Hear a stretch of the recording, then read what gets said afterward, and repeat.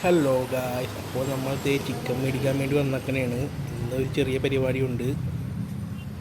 Chicken നമ്മൾ മേടിച്ച് എന്നിട്ട് നമ്മൾ നേരെ വീട്ടിലോട്ട് വന്ന് ഇത് നമ്മുടെ ബിരിയാണി മസാലയാണ്. മുഴുവൻ മസാല ബിരിയാണി ഉണ്ടാക്കാൻ പോകുന്നതാണ്. പിന്നെ അത് മസാല അങ്ങാടിട്ട് പിന്നെ ഇഞ്ചി വെളുത്തുള്ളി പേസ്റ്റ്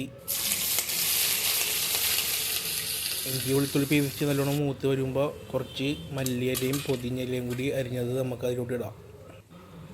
മല്ലിയിലയും പൊതിഞ്ഞയിലയും അരിഞ്ഞത് ഇട്ട് കഴിഞ്ഞിട്ട് ഒരു 2 മിനിറ്റ് കഴിയുമ്പോഴേക്കും ഒരു 20 ഉള്ളി, ഒരു അര സവാള അതും കൂടി അങ്ങനെ ഇടാം. അത് നല്ലോണം ഒന്ന് ഫ്രൈ ആയി വരുമ്പോഴേക്കും നമുക്ക്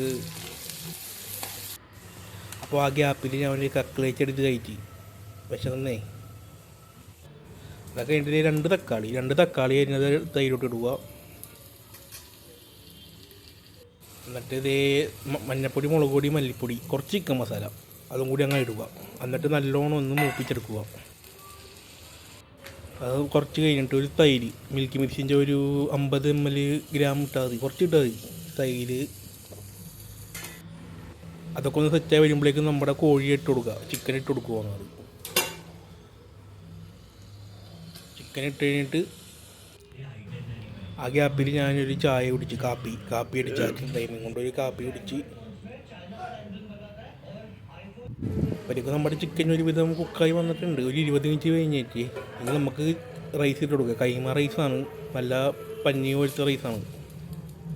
കൈമ റൈസ് ഇട്ട് കൊടുക്കുക. എന്നിട്ട് ഇപ്പം കുറച്ച് ചിക്കൻ ഉണ്ട്, ആ ചിക്കൻ ഫ്രൈയും കൂടി അങ്ങോട്ട് ചെയ്യുക. ഈ ഫ്രൈ ചെയ്യണ മാരിനേറ്റ് ചെയ്തത് ഞാൻ ഇട്ടിട്ടില്ല, അത് പിന്നെ പറഞ്ഞാലോ.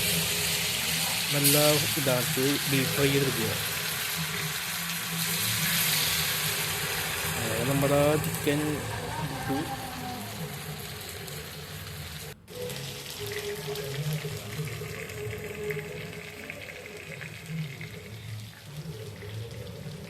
ഓക്കെ, ചാച്ചാ, ബൈ ബൈ. അടുത്ത വീഡിയോ.